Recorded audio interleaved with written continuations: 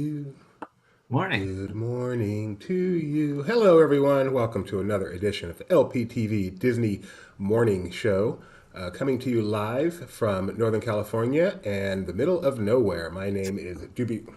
The third largest city in Missouri. I reiterate. The middle My of the name is Duby. country, not nowhere. Third largest city in Missouri is not saying. What's your market? Are you like the 15th, 23rd market I have in the no idea. country? No idea. Exactly. I'm Doobie Mosley, co-founder of Laughing Place, host of the show, the guy over there, my good friend Kyle Burbank, managing editor at Laughing Place. How you doing, Kyle? I'm doing well. How about you? I'm doing pretty good. How was your weekend? It was hit or miss. Uh, Pretty lazy. Pretty lady. Did you watch the Oscars last night? I did not know. Yeah, me either. That's why we're having Tony on to talk about the Oscars. He was on Oscar Beat last night, so we're going to bring him on shortly to talk about that. We're live, of course, so if you have anything you want to talk about in the world of Disney over the weekend, coming up this week, it looks like it's going to be a really exciting week, actually, this week. Use the chat, participate. We like this to be a interactive experience. So we are going to start today's show, like we start every day's show. So Kyle, on Friday, I believe the stock was in the 95 range, somewhere in there, mid 90s. Not doing so great. What do you think it's at? Bouncing back? Yeah, I'm going with bounce back. All right, let's see. Let's find out together as we scroll down. When do you think they'll upgrade this? Change this image. When Scrolling it down on stops the making money. I should refresh. We've got it at 93.54, lower and lower and lower. Is it? I feel like it was that low. I guess if you have it written down, then I trust I you. But I don't. thought that I it was. don't. I'm going by memory, so I'm gonna make sure I write this one I down. feel like it's in the same range, but I could be Okay. wrong. I feel like we were. Yeah, it was really low. I've got Monday 93. Tomorrow will be more accurate on this. My Okay. bad. All right, next up, we're crossing our fingers today.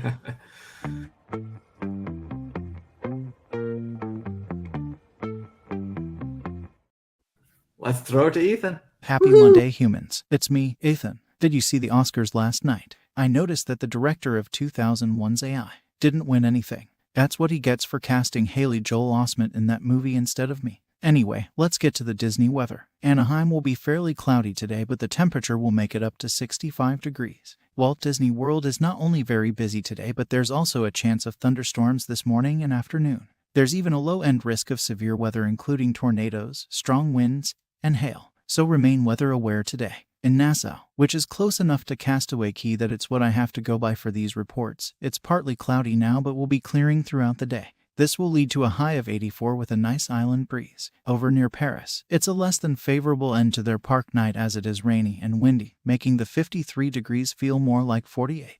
Tomorrow, Tokyo will see sunshine in the afternoon with a high of 55. Shanghai will also be sunny tomorrow, warming to the upper 60s. However, it will be pretty breezy. Last but never least, Hong Kong will pass 70 tomorrow and stay in that range throughout the evening and night. That's all for today's forecast. We'll see you again tomorrow. But before I throw it back to you in the studio, I want to apologize to Steven Spielberg for my earlier comments. I'd love to be in Indiana Jones 6 if you'll have me. Hashtag Ethan is Indy. Bye now. Wow, starting a campaign. Hashtag Ethan. Wow. So, the weirdest part of Ethan I'm noticing is when he's just standing there, he twitches. It's really creepy. He doesn't know what to do with his hands. He's like Ron Burgundy. It says snarkiness is a sign of sentience. And yes, he is turning sarcastic. Wow. Oh my goodness. Tony is like dressed for the Oscars. Who are you wearing? All right, so we are going to start today's show with a look back at yesterday's Oscars, what Disney won, and other Disney connections. We are bringing on our Oscar correspondent, who was up live tweeting and live blogging this yesterday. And as soon as I get some stuff out the way, I will bring him in. Tony Betty, everybody. How you doing, Tony? What do you have to get out of the way? The banner. I was expecting him to have his own applause I don't like that. sounder because If I had a little more, host. if I had thought about it, I would have done that. Yes, but you Hold are on. dressed for the Oscars. Are you still you were up all night at the show and I was after up all parties? night doing the after parties. I went to the Orlando equivalent of the Vanity Fair party, which is the Hampton Inn party. Let me tell you, and it was great. I chilled with Tom, Meg, Steve, Brad. all the big, Yeah, he didn't all get the a big big statue, but he does names have that Hilton are Honors Gold. equivalent to anybody. All right.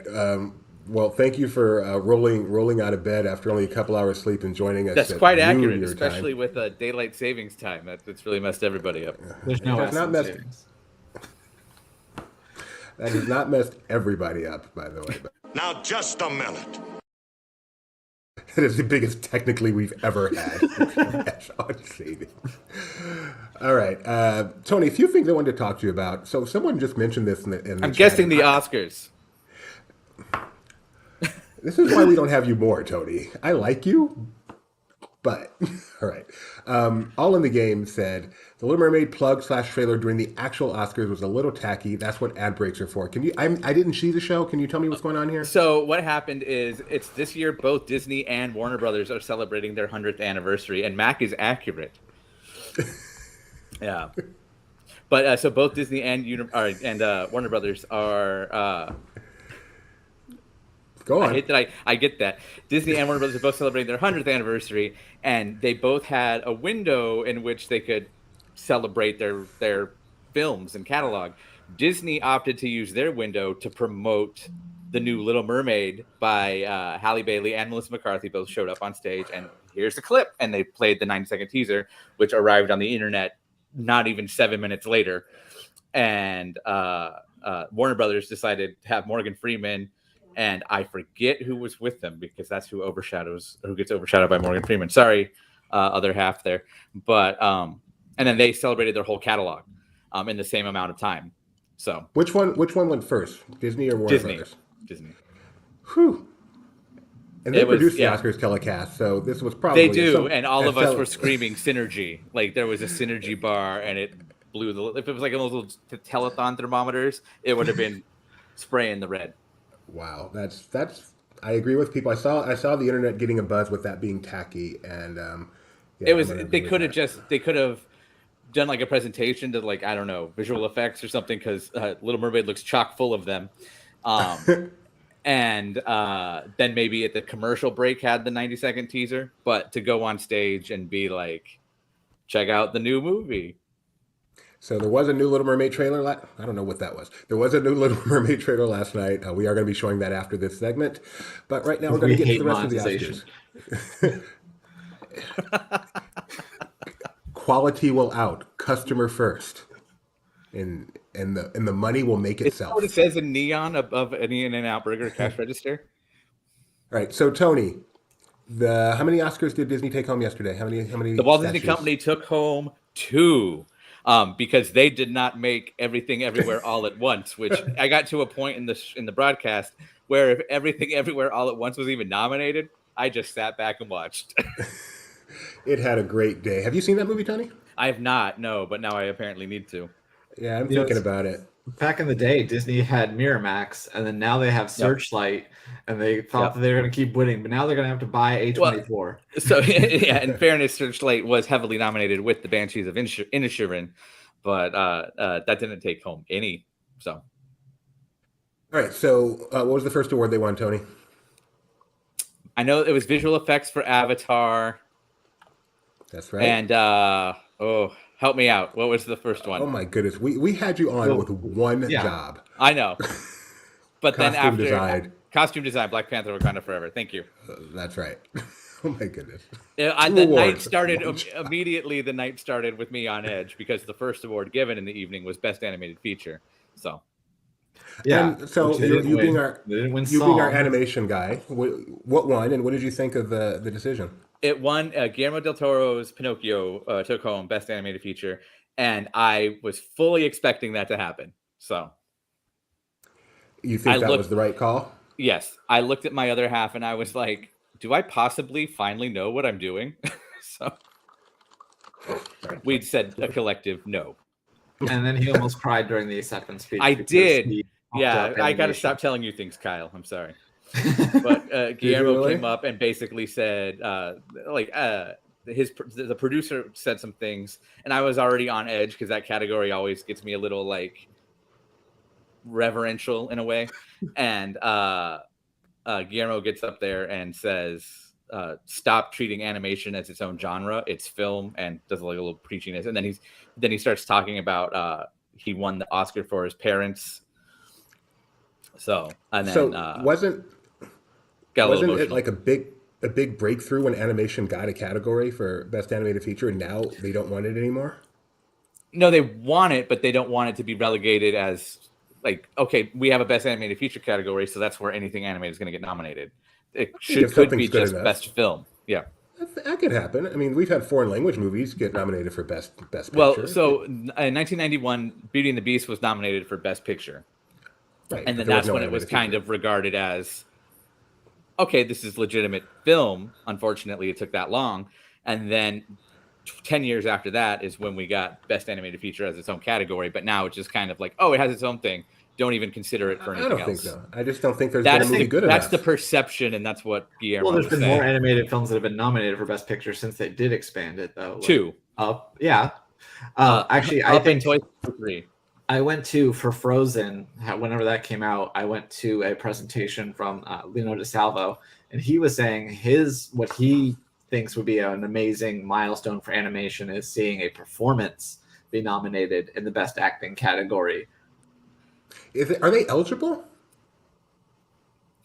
Don't know. Because I agree, that would be fantastic. I just didn't think. I wonder how that would happen. Would it be the animator that got the award, or would it be the voice actor, or would it be a combination of the both?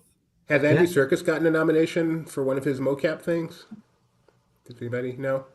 Not offhand. I don't. It would have been that Return of the King year. Yeah, that's exactly what I was thinking. I just don't think the category is broad. It should be. I wish they would broaden the category to allow, or at least have a category for, what would you call it, like group performance or something? Because obviously that's more than one person. That's the Mom and Sean's finally has their chance.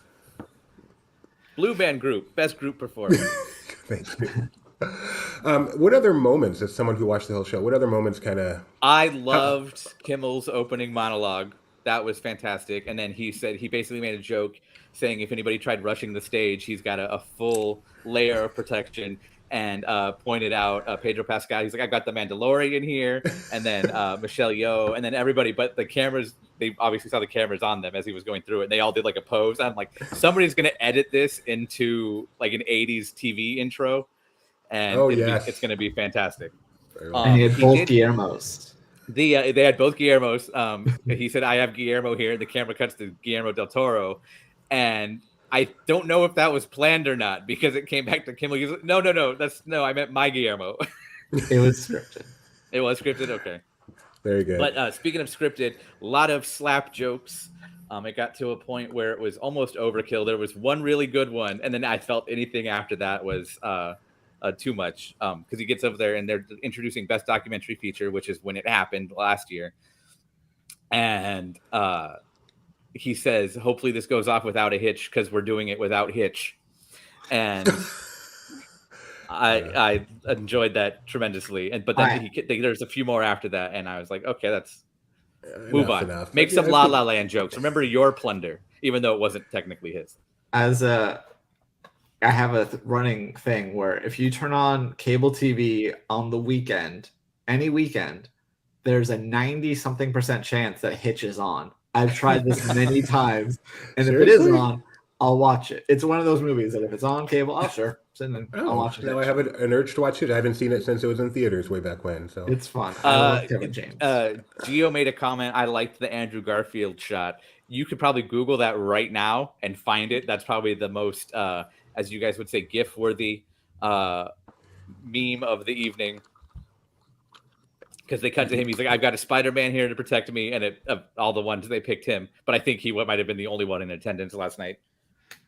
Yeah. You don't have to wait for me to do it. How was the... Okay. Go ahead. Anything else? Well, how was the... well, considering I'm looking for a funny Andrew Garfield thing, I'm going to hold off this question I have for a a moment. question. Okay. They said Lady Gaga wasn't performing, but then Lady Gaga performed. So what was the deal there? So if you read the internet, the consensus is, did she? She was there, t-shirt and jeans, and apparently a lot of people were saying she was off key. I took that part, I think, to catch up on what was going on within the Oscars, but not on the actual screen. But yeah, Oh, and the camera came in real close. Yeah. So Bum, bum, bum, ba-dum. if it was animated, he even like shrugs a little. So Why yeah, does, why does everyone insist on getting a beard? No offense to you, Tony, but enough with the beard. I've had mine for a decade. You know what? I feel bad for him because I hear he hates Mondays. But he loves lasagna. It's true. Garfield. There you go. We don't own that. Sorry. How was the in memoriam? Actually, we this year, do Tony? own the movies. The don't we? in memoriam, Don't laugh when I ask that question. I shouldn't laugh. I'm sorry. Have you watched Laughing Places in memoriam for last year though? I do believe it's on our YouTube channel. Of course I have. But the John Travolta introduced it. I got everybody's names right, thankfully. But he introduced it, and then he kind of referenced Olivia Newton-John, and then got weepy and wispy. And then we actually had to look up, did he lose his wife this year also? Because Kelly Preston. But I think it was a year or two ago. It wasn't in this one. But yeah. But so he introduced it, and the performance by Lenny Kravitz was fantastic. And I enjoyed it. I hate to say more than I normally would, but because Ralph Eggleston, who's one of my favorite artists from Pixar, was in it, and I'm so happy. We're not supposed to clap anymore, but yeah. No, I'm so happy he and Bernie Mattison made it in. But I have Ralph Eggleston pieces all over my house, so I'm a little more keen towards Ralph. One moment you didn't mention, but I know this one at least took Diz Twitter by storm, and it has a Disney connection, so let's go ahead and watch it. Was it Rihanna? Quick. No, it's Short Round. Oh, yes. Harrison Ford. Yes. So I guess they didn't show this on the actual broadcast because every video I see of it is from a weird angle. Maybe they did. I think in the broadcast, it's in the broadcast. You can see it. Yeah, I mean, you don't see the whole thing, but you do. Yeah, see you're see, right. You're right. I'm sorry. Up. Yes. Yeah. I'm sorry. And just his excitement and hugging Harrison Ford. His speech, like there was a standing O at the home where I was before I went to the Hampton Inn Vanity Fair party. I was going to say, I thought you were at the Hampton Inn. Yeah, I was at the Hampton Inn Vanity Fair party, tossing a few back with another crew member of Everything Everywhere All at Once, because he is in fact Everything Everywhere All at Once.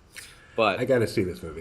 We need to all see this movie together. Have a little group watch. Maybe all of us all over the place all at once. We'll watch it together. But yeah, his acceptance speech was fantastic, and it was only the third of the night. So yeah, and then Jamie Lee Curtis came with her reaction to winning was probably our favorite reaction of when they announced the name, because if you could read her lips, I think she says, "Oh crap!" this really loud, and just starts shaking. So I hear not everyone was quite as excited about her winning.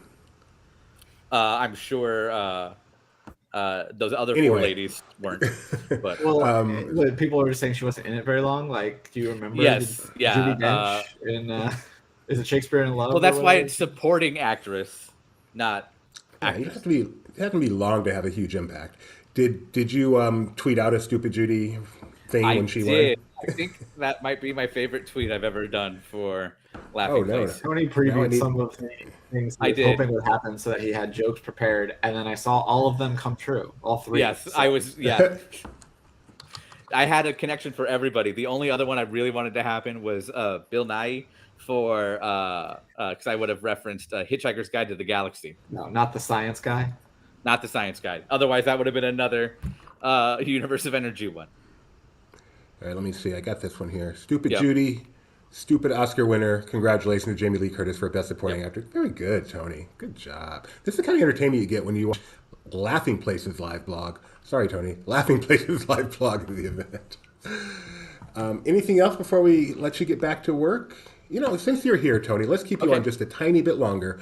It's time for us to show the new Little Mermaid trailer. We're going to watch that together, and then you, as an animation guru, will be with us to discuss it a little bit. So let me get that prepped up here. In the meantime, did you see Ethan is starting a campaign to be in Indy 6? No. Hashtag Ethan is Indy. Yeah, he said he's bitter about Ethan, not our being automated cast in weather AI. guy. Okay. He wanted to play Haley Joel Osment's role in AI, but yeah. All right, we're going to watch this. Haley Joel Osment was in Indy 6. He's not. No, he was in AI. Oh, okay. I'm there now. Yeah. We're going to watch with audio. Bye, money. All hands on deck! Abandon ship!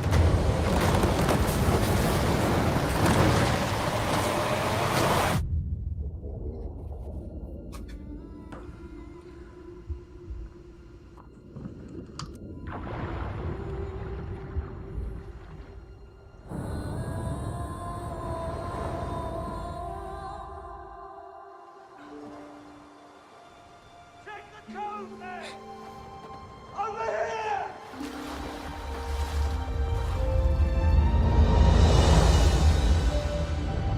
You broke the rules.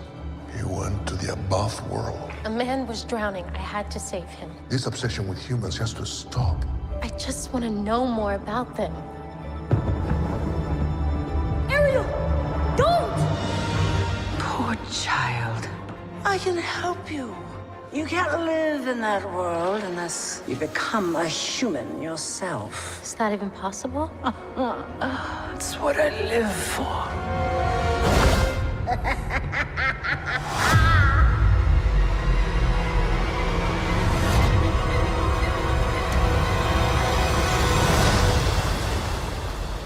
Something about you seems different. I can't quite figure it out. She got legs, you idiot!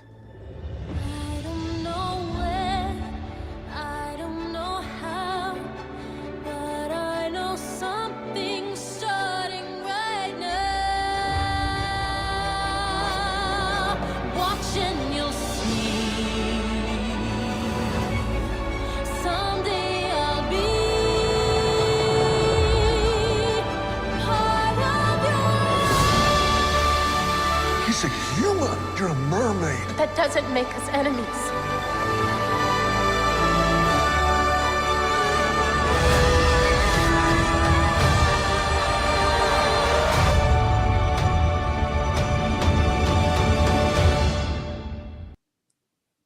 Giving away a lot of the plot in that trailer, I think. I think he's gonna kiss her in that moment, though, for sure. Like nothing can stop them now. Tony, what you think of that? Show me why it's different, other than live action. I think that's it. And that's a thing to applaud, though. We don't want him to ruin the movie. Just bring us a live action You version. ever seen Based the on- Gus Van Sant Psycho? That scene or that movie was a little bit different. There was one little thing that we didn't need in that movie. But yes, I agree. That was awful. I like it because Gus it's Van not Sant Psycho. specifically because it's not different. It looks like it's going to be the same movie. I'm happy for that. I don't like the singing. I hate that modern. Oh, that's the best part because Style. Disney actually casted a singer, not a wizard trying to make the Disney jump, and who had to be auto-tuned for most of it. That's funny. And the animals, the talking animals. I don't know. I wish they were a little bit more fantastical. So I think Aquafina is actually an oddly great choice for Scuttle. She is. I agree with And that. then the thing I'm excited most about, and it only was there very briefly in this trailer, was David Diggs as Sebastian. I think that'll be great too. But I hope, please, he comes up. The very first thing he says, "What did I miss?" Wouldn't that be awesome? what No is one- that? Is that in the Little Mermaid? He plays Thomas Jefferson in Hamilton, and that's his best song. What did I miss? So somebody out there gets my Okay, so you Hamilton want it to be reference. different. No, I just want a little bit of a Easter egg in there. That's all. The script is different. It's okay. Tony, thank you for joining us this morning. Thank you for either putting your pajamas on or getting dressed up. I'm still not sure which it is. Appreciate having you. Either way, Hampton Inn by SeaWorld. It's a great Oscar party. Are you working on anything right now for LP we can look forward to from you? I just started to talk with you guys, and then I'm going to check in what's going on. So Okay. No long-term articles you've been working on right now? not that come to mind immediately. Okay. Thanks, Tony. We'll talk to you later. Yep. Bye, everybody. That was Tony Betty. You may know him from Tub Time with Tony, premiering any day now, someplace. He's on not this Troy channel. McClure. And it's fun to see him down there, taking off his jacket, getting back to work. If By we the way, meet there's him a again, snoring he's gonna... doggy next to me. So if you hear snores, it's not me. It's the dog. All right. Before we bring on Rebecca to talk foodie, there was one other Oscar Disney Oscar commercial that made some note yesterday. We're going to watch that. This is a Disney 100 commercial for Hyundai, Kyle. I believe so. I have not watched this yet, so let's enjoy it together. We're going to watch this together. All I know is it took Tony 3 times to tweet it correctly. There's magic in the journey. Your journey. Whether curiosity is your guide, or you're taking the turns as they come. Every one of us explores new worlds, discovers how far we can go, and finds our way across generations, or across town. Whether your trip is fueled by fantasy or electricity, when it comes to making real-life magic, we're thinking of every mile.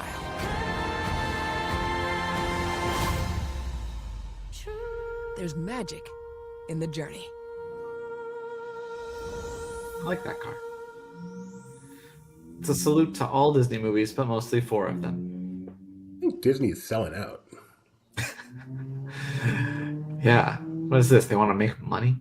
Yeah, no, it's okay. It's better Disney 100 than Little Mermaid. But yeah, so what? There's Encanto, Moana, Aladdin, and then they're like, and we'll throw in some Fantasia. Those are the only 4, and Steamboat Willie. At least they got all the eras. They're not like all from the past 10 years. They've at least gone back a ways. All right, we are going to now bring on Rebecca Mosley, and she is going to talk food with us. So, Kyle, let's play the food intro first. Okay. Yes. Let me pull that up.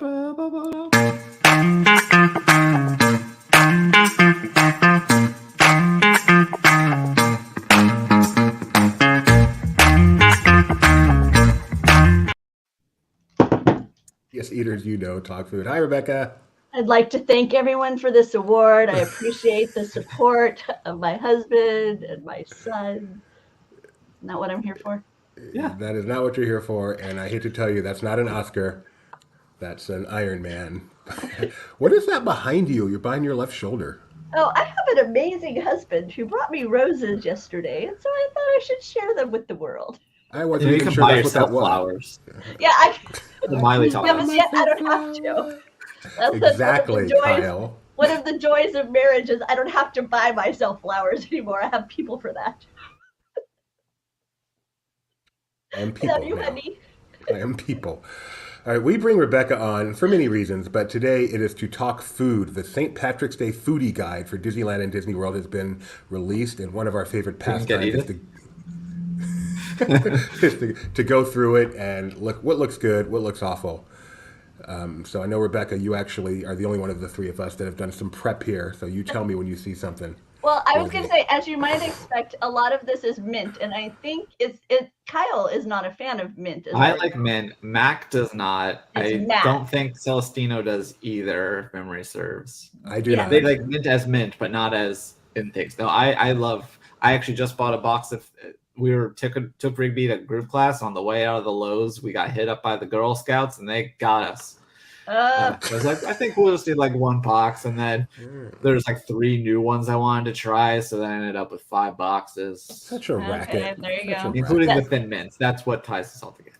I like mint, so this is my season of the year because they throw mint on just about everything. But DB, that St. Patrick's Day parfait up there that's available over at Pop, it features green velvet, which I had not. We've had blue velvet cake before, but this one actually has a layer of green velvet cake, and it does not have. Okay, I have a question. Mint. Yes. So, given that red velvet is a classic, and now we've had blue velvet, green velvet, what exactly is velvet when it comes to food?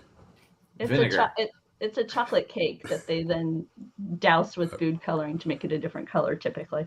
Gotcha. Thank you. That's helpful. I've never met anyone that was like, heck no, I don't like no parfait. Parfait's got to be about the best darn things in this world. What are you talking about? This one's green velvet cake and ganache, and it has an Irish cream cheesecake, and then you've got whipped cream on top and some white chocolate with that little shamrock there on the top. So this is like a Doobie special. A lot of those flavors are things I think you would enjoy. As long as there's no mint. Yeah, no mint in that one. And so, and a lot of this stuff is available now. Yes. A lot of it's available now, going through the 17th in some cases, St. Patrick's Day. Some of it available all month long at various locations. Let me put the link in there. Obviously, we're not going to.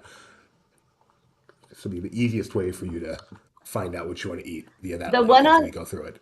the one on the right here is over at the Three Bridges bar at the Coronado, and it's a whiskey coffee custard, and then a whiskey soaked cake with a pistachio mousse, and that sounds really tasty to me. I love pistachio. I wish pistachio would take the place of mint as the green food, because pistachio is yummy and mint is just meant for toothpaste and nothing else. That's how it got its name, mint, because it's meant for toothpaste.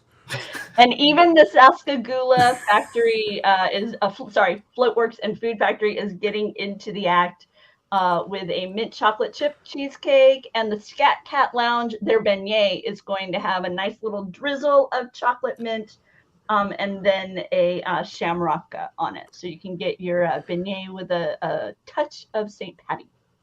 Kyle, Sir. Shamrock Shake. You got to get one every year? Not sure. I think I might have had one once. That's the one mint I do like. Like we've discussed, big on texture. Also big on temperature. Like hot food should be hot, cold food should be cold. Milkshakes, for the longest time, I wasn't a big fan because I'm like, is it ice cream? I want to eat it with a spoon. Is it a drink? It's too thick to be a drink. So I didn't like it. But if it's got like enough mix-ins and stuff, then now I'm a fan. So that's why I missed out on milkshakes for most of my life. Rebecca? Yes? Why can't we have just plain old normal people work for Laughing Place? Hey, Doobie, can I remind you of something?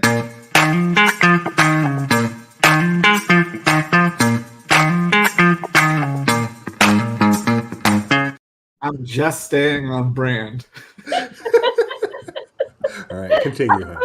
I'm a fan of profiteroles, so the Le Petit Cafe is offering these with a chocolate hazelnut custard. Think Nutella, yummy, sounds good to me. I know that pot of gold on the upper right would be among the items that I would have to go check out. That's found at the Artist Palette over at Saratoga Springs Resort. It's a stout chocolate cake filled with Irish cream mousse, dipped in a chocolate shell, and then it has buttercream and gold sprinkles, and it has this rainbow gummy along the top. So that, like I say, I would be making the trek over to Artist Palette to be sure I could give that a taste, because that sounds super yummy.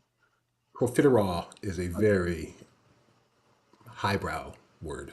Because I'm not a picky eater like these guys. This is a plant-based cupcake. Doobie would say, therefore, I won't eat it, even though I'm a vegetarian. But that's right. I'm not a vegan.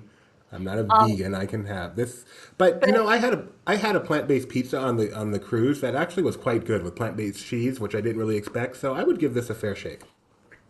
Okay, so this one, as soon as I saw it, I instantly thought of Lucky the dinosaur, because the clover that's on this cake is how he used to sign his name when you would bring him an autograph book.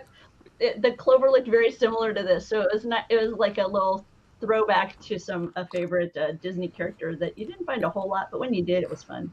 Speaking of Bruce Vaughan, Sunshine Seasons is offering an Irish coffee tart.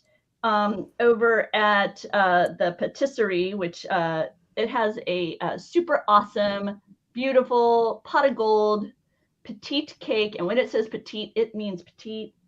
I still haven't had a chance to try one of their cakes. This one is adorable. I mean, adorable, not the right word, but I like this one a lot with the rainbow on it, and this is on my list to try.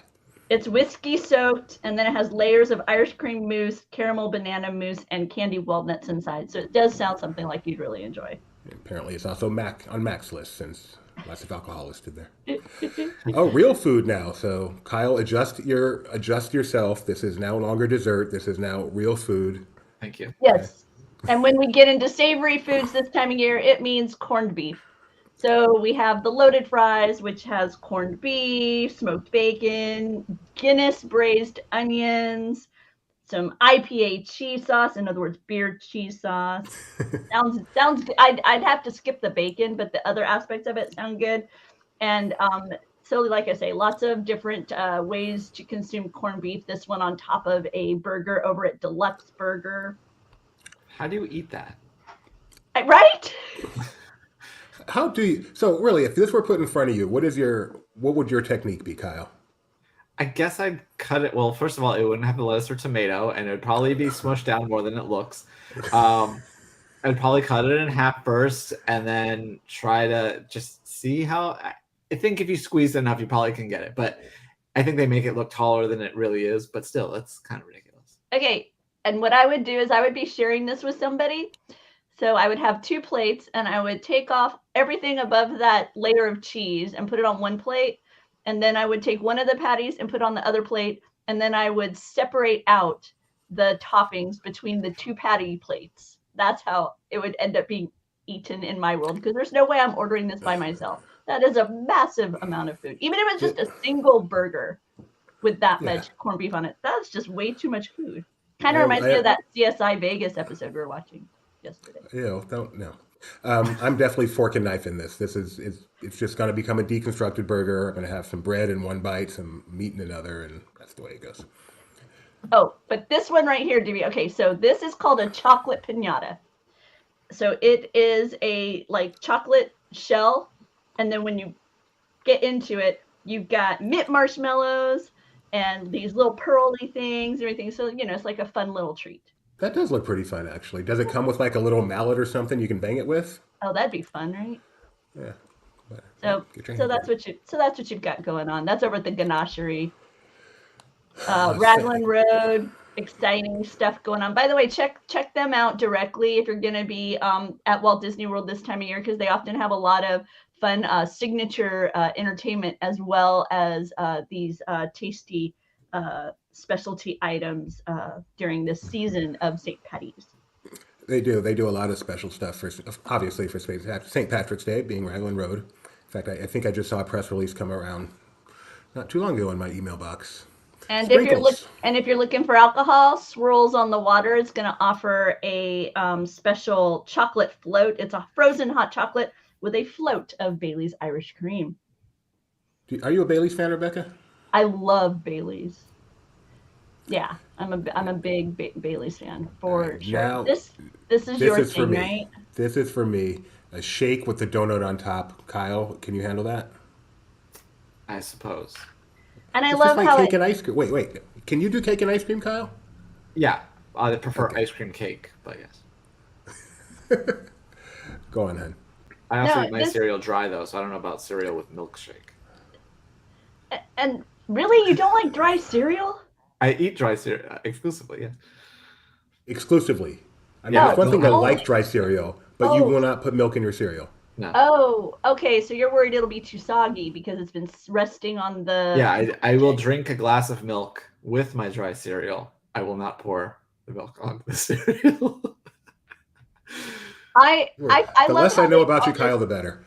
I love how they call this a marshmallow cereal. Because it's Lucky Charms. I mean, it is, except they're probably buying the Malto meal. Oh, good point. That does look great. Where is this at? At Vivolo Il Gelato? Marshmallow Mateys. That is not a place. Vivoli, I think, maybe. Yeah, that looks good. I love a shake with fun stuff on top. That makes me, just to see it, I can't even eat it anymore, but just to have one in front of me makes me happy.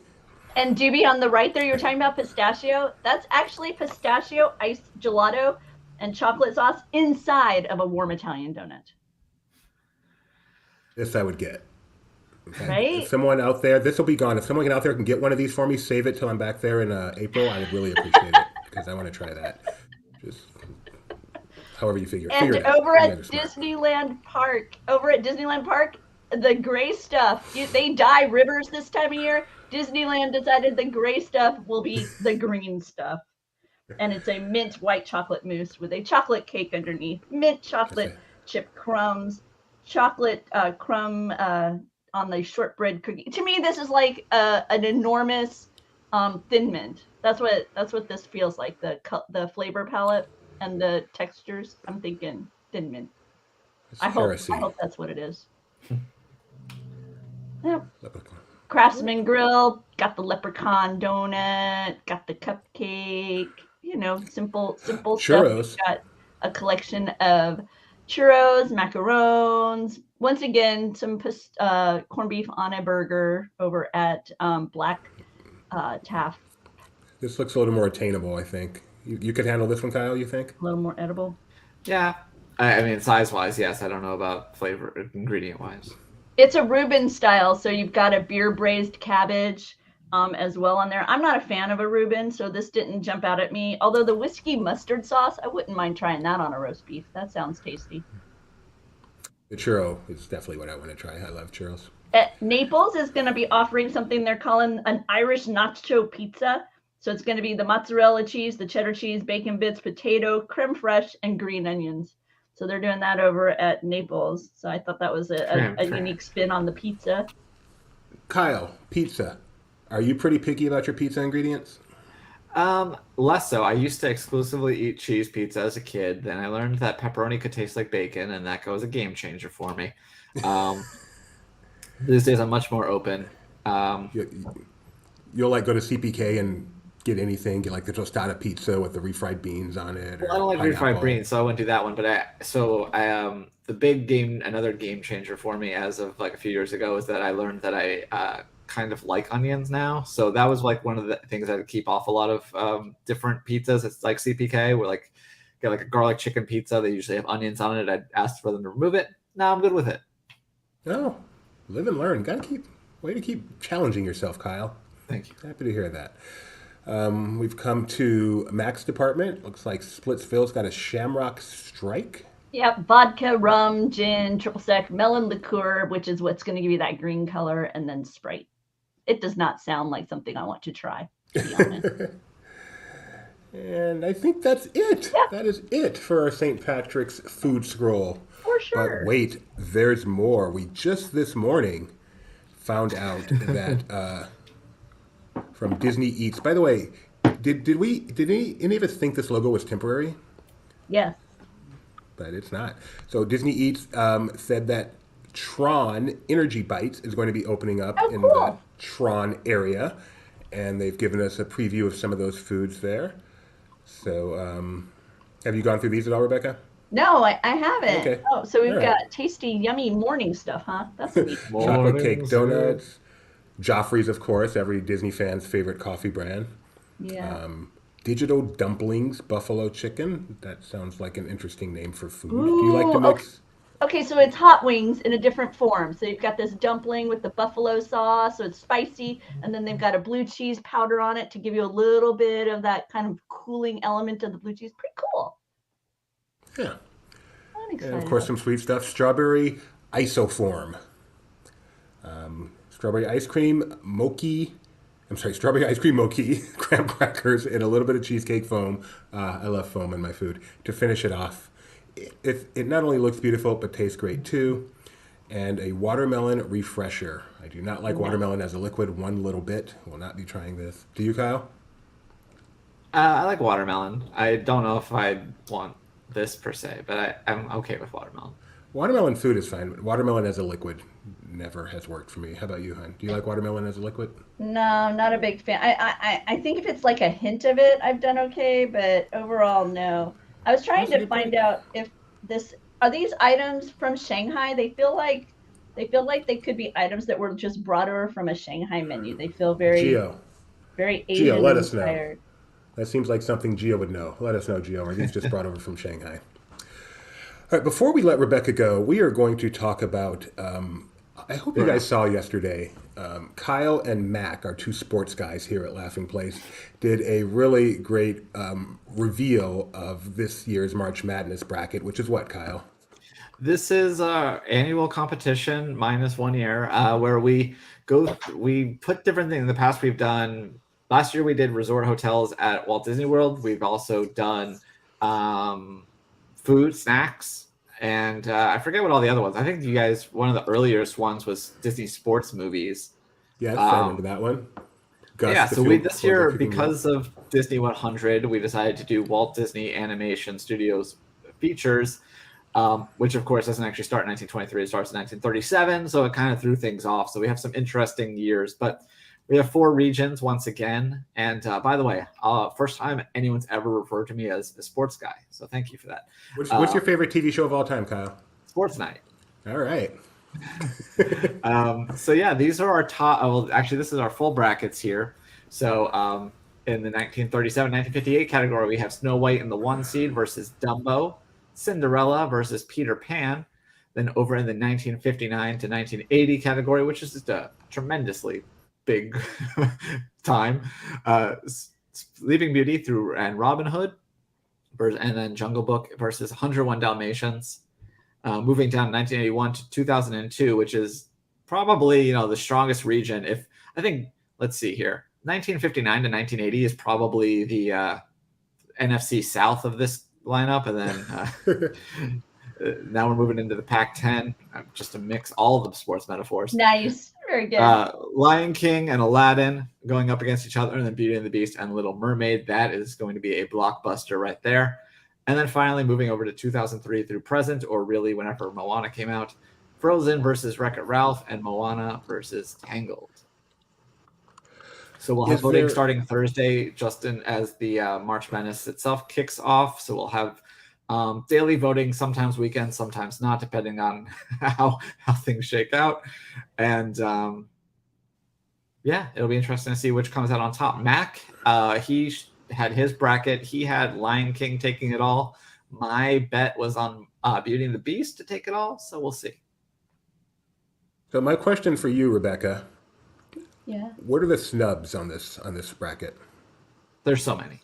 Oh, I was gonna say there's the Rescuers. But a snub means a snub is only a valid. A snub is only a snub if you're going to say it should replace this. So obviously, a lot of great movies are left off, but what should not have been on so that one of these could have been on? I am not an enormous fan of the Jungle Book. It would not have hurt my feelings in any way if the Rescuers had been there instead of the Jungle Book. I find its music more appealing and more playable. And yes, I know that is not common because Bare Necessities is like an iconic Disney song. But for me, although maybe it should be instead of 101 Dalmatians, because Madame Medusa is a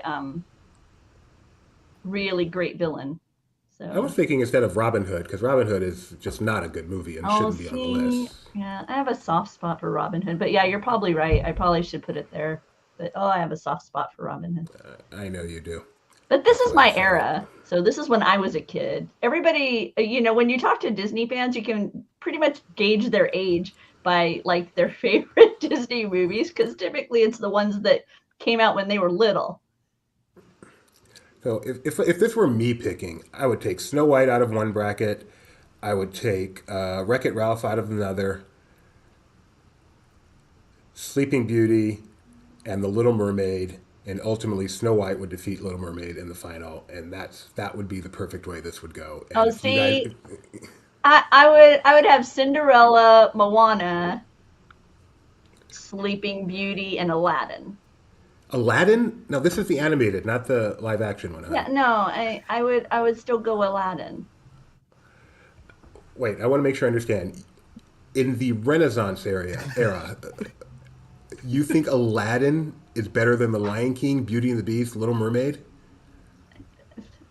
For me, as far as replayability, yeah. I find Aladdin much more replayable than the others. I find Jafar a much more interesting villain than and compared with his sidekick Iago. Yeah, I'm a fan. Animation Master Tony, when you take yourself off mute, please tell Rebecca why she's wrong. No, I'm just. First of all, if we're talking about what's wrong, let's talk about that whole bracket. But where is? Well, not, you weren't there, Tony. You didn't. Know, how would you have done this? Because it's not as easy as you think. Let me play with it later. But yeah, there's so many that I'm coming like, up why? tomorrow. Tony's bracket, Tony's final 16. For me, with this one, it would come down to either Moana or The Lion King, and nostalgia would probably take over, and I'd say Lion King. Okay. But would Aladdin? So Aladdin wouldn't even beat the Lion King. It's the weakest. It's the weakest of the four, right? No, honestly, I hate to say it. Sorry, everybody. I think Little Mermaid's the weakest of the four. Thanks, Tony. All right. So Tony Reale Betty. But I anticipate Moana to be the overall winner. I anticipate Moana being the overall winner, although that may be Beauty and the Beast, but I think it'll be Moana. I think it'll be Beauty and the Beast, but Moana's a good dark horse. People underestimate the popularity of Moana. As Kyle said on the show yesterday, it is always right up there in trending. People love that movie. Yeah, I just don't know if it's people in the age bracket who are voting. Exactly. Yeah. Because I know who are not old enough to be on the internet. Right. No, because I know among my mom friends, it is on continual repeat because the toddlers in the house are requesting Moana. It's Moana and Bluey. It's like this rotation of Moana and Bluey. Oh, all right. Well, that is Mouse Madness. Voting starts on Thursday, right, Kyle? Correct. And you can obviously find all that on Laughing Place. We'll have articles as well as our Twitter, twitter.com/laughing_place. Thank you, Rebecca, for joining us this morning. Bye. And we will continue with the rest of our show, starting with...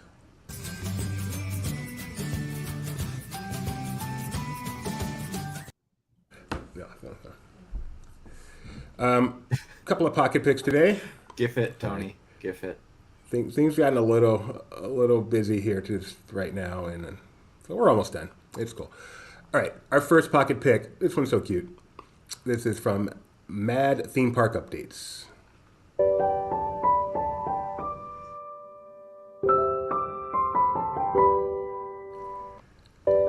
I've never seen that happen. Have you had that happen from just a little pixie dust while you're on Peter Pan? It seems familiar. I couldn't say for sure. Can I tell you a story involving an automatic bar, though? You have no idea what a good time this is for a I didn't mean story to add myself. Sorry. But let me say, Doobie, you've never seen that happen? Pixie dust on Peter Pan? Yeah. No, I haven't. Sorry. I'm going to be a spoiler alert for this TikToker. That's part of their training. Is it actual dust? No. Oh, okay. They just no, I haven't. And then they like do I mean, a it's whole great. thing. You know, and, if that's part of their training, then people aren't being trained well because I've never had it happen. But back for my story, the first time I went on Phantom Manor in Paris, you know, the American Haunted Mansions famously have the line like, "Don't lower the safety bar, I'll do it for you." So us dumb Americans in Paris expect that it's going to happen, and we didn't do it, and we shut down the ride. I mean, for like a second, it stopped, and then they had to do whatever they got to do. But yeah, every time now, I remember I need to pull down the safety bar for myself. I don't know why. I don't know why that technology didn't make it over to France in 1992, but I guess it didn't. You don't know how. Gio saying every single time he's on that ride, I assume that means that he gets the pixie dust treatment. So when's the last time you went on Peter Pan? Maybe that's the problem. Okay. First of all, clearly I'm not alone here. This is a popular TikTok. But yeah, I don't ride Peter Pan a whole lot because, you know, it has a long line and I'm not a big fan. Well, I don't think that the popularity of the TikTok is insinuating that people aren't aware that it happens. I think they're just celebrating the fact that it does. You're like, yeah, that's the thing that happens, and I love it. No, you're right. I'm standing corrected over and over and over again here. So I'm also just vamping, so you can do what you got to do. Well, let's play this next pocket pick, which is a little bit longer and could help a bit. This comes from Mac, or this was submitted to me by Mac. The TikToker is aok.wav.wave. Share this tab. This is informative, entertaining, educational, all the things we love on this show. All right. I've got a fun one for you today.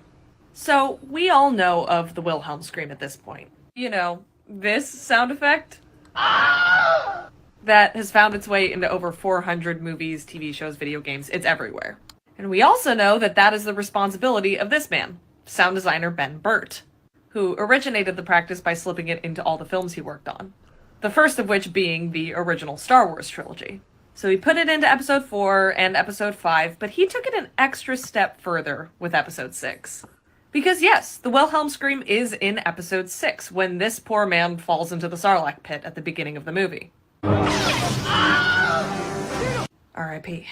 But later on in the movie, Ben Burt actually makes a cameo himself. He shows up as an Imperial officer during the Battle of Endor, when Han and Leia and the rebels have first snuck into an Imperial bunker to set all those charges. He's the one that shows up and yells, "Freeze!" At which point, Han chucks a toolbox at him and he goes falling over a railing. And what does he do as he falls over that railing? He does an impression of the Wilhelm scream. One more time, just because I love it, and I think it's pretty close. With this 5-second cameo, Ben Burt not only snuck a second Wilhelm scream into the movie, he also doubled down on an inside joke that only he knew of at the time, and an inside joke that only he found funny. Can you see why this man is my hero? Good God. I was gonna say that sounds a lot like what I would do. That's Ethan in a nutshell. Kyle, I'm going to ask you to, before we get to this day, if you could maybe check the Twitters. Let me check the Twitters. Give me a couple of minutes if you are able. One day I will have multiple different Twitters. We'll have check the Mastodon. Check the. Thank you, Tony. You're welcome. I'm going to come talk with Kyle about Ben Burt for a second, because Ben Burt also worked on WALL-E, where he made, I think, 3 times as many sounds as he did for the Star Wars films. Have you heard me do my impression? Pretty good. We do the ta-da around our place. So. Eva. Which is he says it wrong, and that's not even their actual name. Her name, it's Eve. I know. But he's still learning, What's your favorite use of the Wilhelm scream? What is my what? What is your favorite use of the Wilhelm scream? That's a really tough question, because it's not one that I don't keep a list of them, but I do recognize it a lot of times when it happens. I'm like, oh, hey, that's the thing. What's yours? You have one. Wet Hot American Summer, when they throw a kid out of the van. Oh, that's a very good one. I thought we'd be on the same page, because you and I are the only people on the planet who know that movie. I don't think so. That was once true. When I rented it from the video store, and I thought it was the funniest movie I'd ever seen in my life, and then rented it again because I wanted to go through all the special features, including the extra farts soundtrack. No one knew about the movie, but the fact that they made a sequel series that went 2 seasons on Netflix. I don't think it's pre quite the movie and post the movie. Yeah. I am very disappointed that I leave the show for 30 seconds. You guys are talking about Wet Hot American Summer and the fart mix. It started on topic with the Wilhelm scream and Ben Burt. What's fun about that movie is the least famous person in it at the time is now the most famous person and the hardest person to get. Who would you think? Bradley Cooper. Oh, okay. That's fair. I don't know about most famous. Obviously, other people are really well known, but he was the most in demand. I didn't know if you meant him, Elizabeth Banks, but Paul Rudd was really well known at the time. So, right, yeah. But yeah, Bradley Cooper was nobody back then, and then when they were doing the sequel series, he was the hardest one to get, which is why his character is in a ski mask for the last. And they repairs deviated septum, and suddenly he looks like Adam Scott. Yeah. Oh, Doobie's gone again. Yep, that's how it works. I'm trying to see if there's anything else to talk about. Looks like there's a new Good Doctor tonight, which if you missed the last one, spoiler alert, Strawn is getting sued for malpractice, but don't worry, because this is all just a ploy to introduce the Good Lawyer. This is a backdoor pilot that they're airing tonight. So I was gonna say he's getting sued in every episode. We don't watch that show a lot, and if we do, it's not exactly hate watching. We literally hate watch Million Little Things religiously. We'll watch every moment of it and keep up with the storyline and be like, this show is so awful. The commercial for the Good Doctor aired during the Oscars last night, and I thought, is he that good? Because every episode he's being sued. He is a good doctor, but yeah, I don't know. I enjoy that show partially because I love West Wing, and the guy who plays Toby on that show is on Good Doctor, and on West Wing we're he's just always mad, so we do impressions, and he gets mad a lot on this show too, and in Wakanda Forever. I was the only one laughing at the fact that he was in that movie and doing his Toby bit. Well, he also gets ripped in half in the Lost World Jurassic Park. Good to know. I'm Spoiler, sure I saw it. You've had since Memorial Day of 1997 to see it, but spoiler. I think I saw it that doesn't movie, make but it. I haven't revisited that movie. I'm not a super fan like y'all. You sent me a smiley face earlier. Was that to the joke that I messaged That you? was to or the was joke that you messaged me. Yeah. Okay, I didn't know if it was for something I said on the air or not. So never mind. Hi, dude. All right, let's get on to this day in Disney history so I can get out of here and take care of life. Feel free to stay. I'll do that now. Bye, everybody. Oh, okay. I'll stay. Or go. I mean, you got work to do. All right. Actually, stay for this one, Tony. Seriously. Very sorry for my distractions, guys. Sorry, sometimes real work gets in the way. On this day in 1960, Joe Ranft was born. Tony, go. Joe Ranft, legendary. I cannot say that word enough about Joe Ranft, story artist, animator. Tragically known most for his voice as Heimlich in A Bug's Life, even though he contributed to basically anything Disney or Pixar, or even outside of Disney or Pixar, basically from 1982-ish forward. You could usually spot him in the Pixar story. He's pretty prominent in Waking Sleeping Beauty.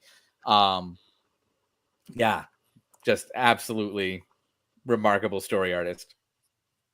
Tragically passed away in a car wreck in 2005.